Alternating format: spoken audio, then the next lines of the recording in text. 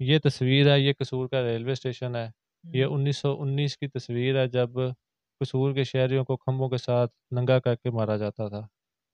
جب جلیانوالہ باغ کا واقعہ ہوا ہے۔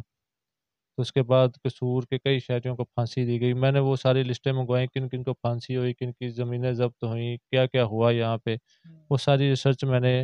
انڈیا سے میں نے ڈاکومنٹس منگوائے ہیں، کچھ کتابیں منگوائی ہیں، تو بھی میں آج کل ان کو ناظرین، اسٹڈی کر رہا 42 ہوں ورسٹی ٹی وی کے تاکہ ساتھ میں ہوں آپ کا میزبان عمر علی۔ ناظرین، میں آج آپ کی ملاقات ایک ایسے نوجوان شہری سے کروانے جا رہا ہوں جنہوں نے قصور کی ہسٹری کے اوپر ایک بک لکھی ہے۔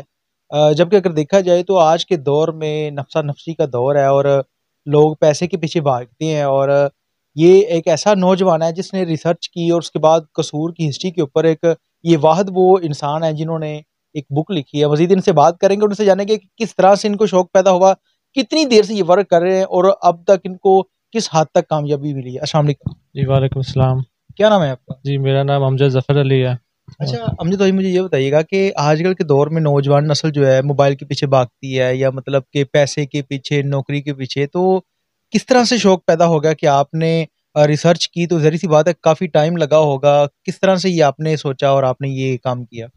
جی بیسیکلی یہ شوق آپ کو بچپن سے اپنی فیملی سے، اپنے اساتذہ سے پیدا ہوتا ہے۔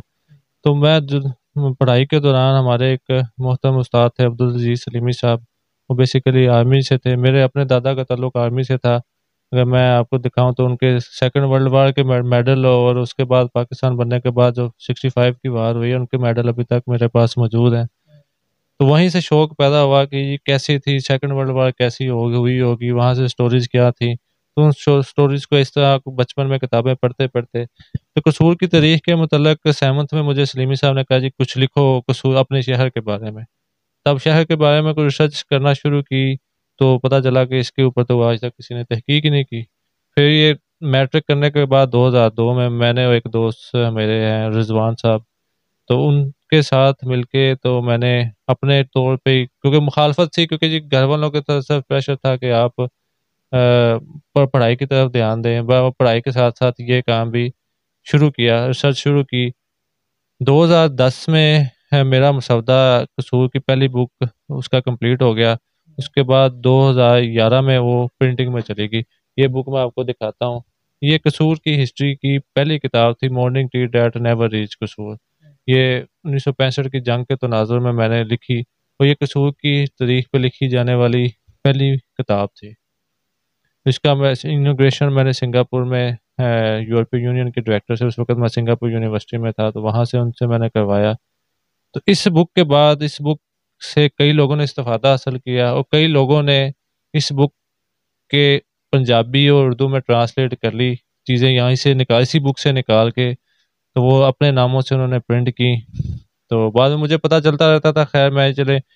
علم بانٹ رہا ہے تو جو بانٹنے دیا جائے۔ میرے کچھ آرٹیکلز بھی انڈیا میں پبلش ہوتے رہے، یورپ میں پبلش ہوتے رہے۔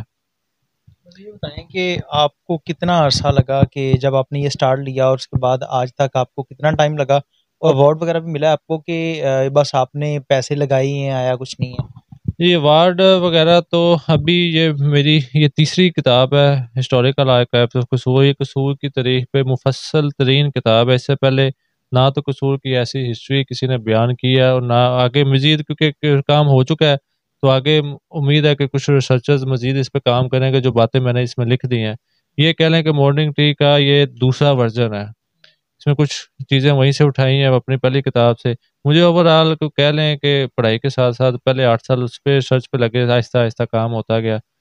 پھر اس کتاب میں میرے 2 سال صرف ہوئے ہیں۔ اس کتاب میں میں نے ایسی ایسی چیزیں بیان کی ہیں، ایسی ایسی تصاویر ہیں کہ وہ قصور کی ہسٹری میں اتنی، میرے پاس 1000 تصاویر کی کلیکشن ہے قصور کے بارے میں، تاریخی تصاویر ہیں، پرانی تصاویر ہیں۔ تو ایوارڈ تو نہیں، عزت ملی ہے، کیونکہ میں نے اپنی ساری جو بھی کروایا پہلے میں نے اپنی جیب سے کروایا۔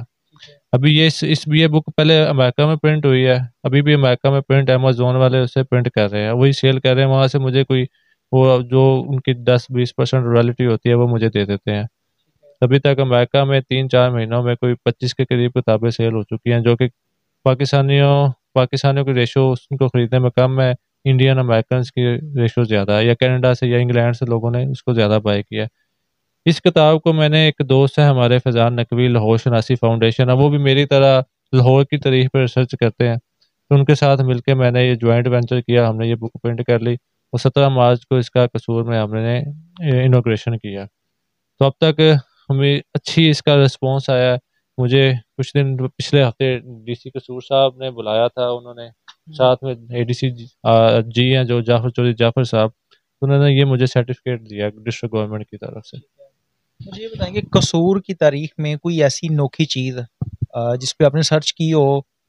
جس کا کسی کو ابھی تک آپ کی سوچ کے مطابق علم نہ ہو، کوئی ایسی انوکھی چیز جو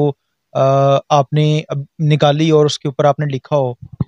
دیکھیں جی، قصور کے مشہور تھا کہ قصور کثر، کیونکہ نام ہے عربی میں کثر کو قلعہ کہا جاتا ہے، تو کثر قلعوں کا شہر تھا قصور، تو قصور وہ کثر سے قصور بن گیا۔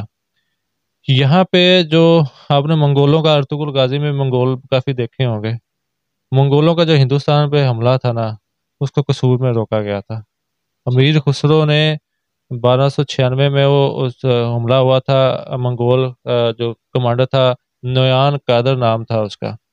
تو اس کو قصور میں شکست ہوئی تھی، اس کی فوجوں کو قصور میں شکست ہوئی تھی، مگر وہ اتنی کو تباہی انہوں نے مچا دی تھی کہ امیر خسرو اپنے شعر کا، جس کا کوئی ٹرانسلیشن یا فارسی میں وہ کہتا ہے کہ سمانہ سے لے کے لاہور اور قصور تک کوئی عمارت نہیں بچی، سارے محلات تباہ ہو گئے، یعنی کہ وہ شعر کا خلاصہ ہے۔ تو یہ جو ہے نا، اس کے بعد میں نے قصور کے ایک قلعے کی تصویر ہے، یہ جو میں نے برطانیہ سے برٹش لائبریری سے منگوائی ہے،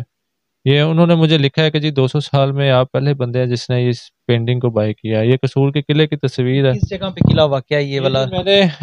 ہمارے ایک اور پروفیسر ہیں جو کہ میتھ کے ہیڈ آف ڈپارٹمنٹ ہیں، پروفیسر ندیم سر، ڈاکٹر ندیم، ان کے ساتھ جا کے ہم نے پھر کھوج کی اس کی، ساتھ میں ایک اور دوست ہے رضوان۔ تو یہ کوٹ رکن دین ہے، کوٹ رکن دین ہے یہ۔ اب آپ جو اس کا یہ کھارے روڈ والی سائڈ والا دروازہ ہے، اس کی طرف جائیں تو یہ اس دروازے میں جتنی وہ پھٹیاں لگی ہوئی ہیں لکڑی والی، یہ وہی اتنی ہی ہیں جو اس وقت دروازے پہ موجود ہیں، ابھی بھی اسی طرح دروازہ موجود ہے۔ یہ دروازے کی یہ چیز بنی ہوئی ہے، ابھی تک موجود ہے، اور اس کے پیچھے ٹرانسفارمر لگا ہوا ہے، اس کے پیچھے یہ بھی نشان ہے، اور اس کے بعد یہ سیوریج کا پائپ ہے جہاں چائے والا بیٹھا ہوا ہے، یہ ابھی تک اس کچھ حصہ موجود ہے۔ کہنے والے کہتے ہیں جو پرانے کے بزرگ سے ملنے کہ جی اس طرح کی عمارت ہوتی تھی قلعے پہ، جو کہ کچھ 70-80 سال پہلے گرا دی گئی ہے۔ یہ ایک نایاب چیز ہے جو کہ میں نے اس کو بک میں بھی پرنٹ کیا، اور آگے میں لوگوں کو بھی بتا رہا ہوں۔ مجھے یہ بتائیں کہ آپ نے ماشاءاللہ سے بڑی ایفرٹ کی ہے، اور قصور کی تاریخ کے اوپر ایک آپ پہلے انسان ہیں جنہوں نے ریسرچ کرنے کے بعد اس طرح کی چیزیں نکالی جو کہ پاکستان امریکہ کے اندر یہ جس طرح سے آپ نے بتایا کہ میں نے پکچر منگوائی ہے، اور انہوں نے بتایا کہ 80 سال میں پہلے آپ شخص ہیں جنہوں نے یہ تصویر خریدی ہے۔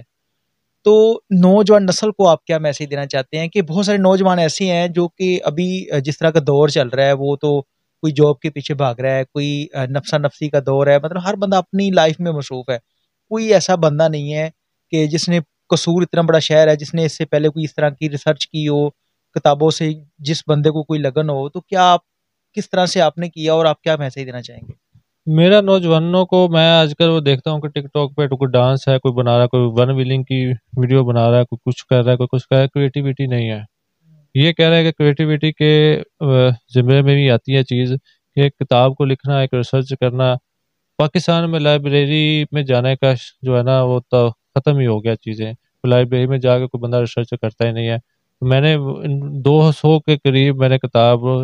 کوئی انڈیا سے منگوائی، کوئی میکا سے منگوائی، کوئی لندن سے منگوائی، تو میں نے ان کو اسٹڈی کیا، میں نے اپنی جیب سے میں نے خرچ کر کے ان کو اسٹڈی کیا۔ آپ اپنے اندر جو سکلز ہیں نا، جس بندے کے پاس سکلز ہیں جو اس کو شو کرتا ہے تو وہ جو ہے نا کامیاب ہو جاتا ہے۔ آپ لوگ اگر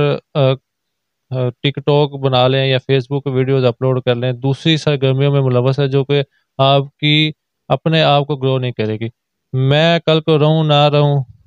یہ کتاب اس وقت پاکستان کی نیشنل لائبریری بھی موجود ہے، قائد اعظم لائبریری بھی موجود ہے، امریکہ میں موجود ہے۔ یہ کتاب میرے، اگر میں کل نہیں بھی رہتا تو 100 سال بعد، 200 سال بعد کوئی قصور کی ہسٹری پہ ریسرچ کرے گا، میرا نام آئے گا۔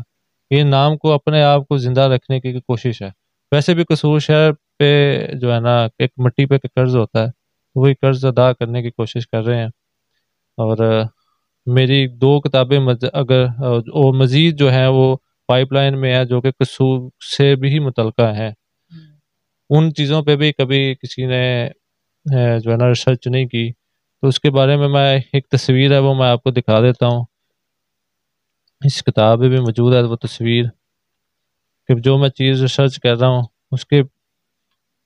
محرکات کے اوپر کبھی کسی نے ریسرچ نہیں کی۔ یہ آپ دیکھیں، یہ تصویر ہے، یہ قصور کا ریلوے اسٹیشن ہے، یہ 1919 کی تصویر ہے جب قصور کے شہریوں کو کھمبوں کے ساتھ ننگا کر کے مارا جاتا تھا، جب جلیانوالہ باغ کا واقعہ ہوا ہے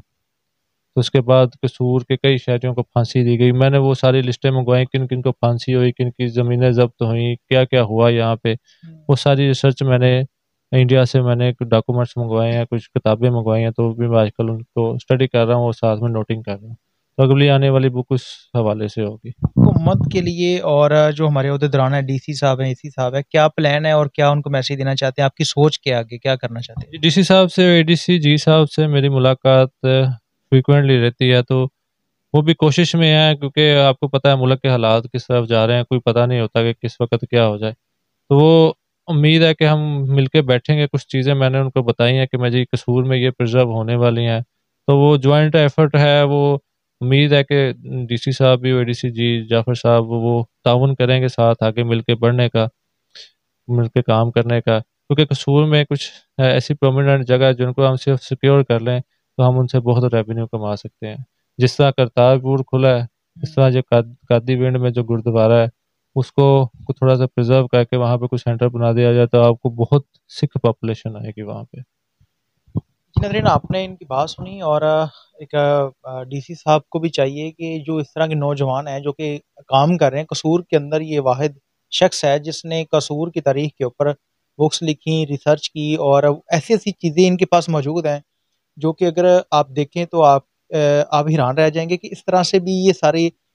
ہسٹریز کے اوپر لوگوں نے کام کیا، یا یہ چیزیں تھیں، اور قصور کے اندر بہت ساری ایسی جگہیں ہیں جن کو جو کہ ابھی لوگوں کے استعمال میں ہیں، اگر ان کو سیو کر کے، جس طرح انہوں نے بتایا کہ حکومت اگر ان کے ساتھ تعاون کرتی ہے، جس طرح کرتارپور بارڈر کے اوپر ہندو سکھ کمیونٹی جو آتی ہے وہاں پہ، اور اچھا ریونیو کمایا جا سکتا ہے، یہ بھی حکومت کو چاہیے کہ اس طرح کے جو نوجوان ہیں ان کا ساتھ دیں، تاکہ جس طرح سے یہ ریسرچ کر رہے ہیں اور بھی اس طرح کے نوجوانوں کے اندر اس طرح کے شوق پیدا ہوں، کیونکہ آج کل کے دور میں صرف انسان پیسے کے پیچھے بھاگتے ہیں، کسی کو کوئی پتہ نہیں کیا کچھ ہوا تھا، ہمارے جو باؤ اجداد تھے انہوں نے کس طرح سے پاکستان حاصل کیا، کتنی قربانیاں دی، تو انہوں نے بہت اچھا کام کیا ہے، حکومت کو چاہیے کہ ان کو اپریشیٹ کرے اور ان کا ساتھ دیں۔ اس کے ساتھ اپنے میزبان عمیر علی کو اجازت دیجیے اور دیکھتے رہیے 42 ایچ ٹی وی، اللہ نگہبان۔